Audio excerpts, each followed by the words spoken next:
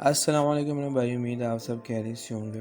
आज की वीडियो के ऊपर हम बात करेंगे आईडीएम के एक्सटेंशन के ऊपर कि अगर देखिए मेरे पास आईडीएम इंस्टॉल है, ठीक है। अगर मैं अपने गूगल क्रोम के ब्राउज़र में जाता हूँ और यहाँ सेटिंग्स में आने के बाद मोर टूल्स में गया और एक्सटेंशन में गया, तो मुझे अपने आईडीएम का जो एक्सटेंशन है वो नज़र नहीं आ रहा है। किसी वजह से आप जब आईडीएम इंस्टॉल करते हैं तो एक्सटेंशन इंस्टॉल नहीं होता आपके क्रोम ब्राउज़र में तो अब क्या तरीका है भाई, आपने परेशान नहीं होना। आपने क्या करना है, आपने सीधा सा गूगल में चले जाना है।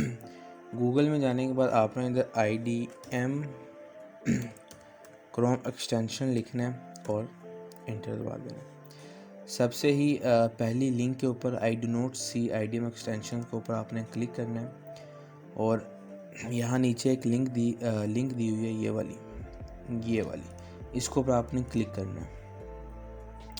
क्लिक करने के बाद आपके पास आईडीएम का जो है एक्सटेंशन आ जाएगा। इसको ऊपर आपने ऐड टू क्रोम करना है और ऐड एक्सटेंशन कर देना। इसके बाद थोड़ा सा टाइम लगेगा डाउनलोड होने पर, और ये आप देख सकते हैं जो आपके पास है आईडीएम का एक्सटेंशन जो है वो इंस्टॉल हो गया। अगर मैं इसकी फिर से एक्सटेंशन की सेटिंग में जाऊँ, आप देख सकेंगे कि सेटिंग्स, मोर टूल्स और एक्सटेंशंस में गया तो यहाँ जो है मुझे आईडीएम का एक्सटेंशन जो है वो मिल जाएगा। तो ये भाई तरीका था कि आईडीएम का एक्सटेंशन अगर आपके क्रोम ब्राउज़र में इंस्टॉल नहीं है तो इंस्टॉल करने का क्या तरीका है, और बहुत ही आसान सा तरीका है। तो ये हमारी आज की वीडियो थी। उम्मीद है आपको वीडियो अच्छी लगी होगी।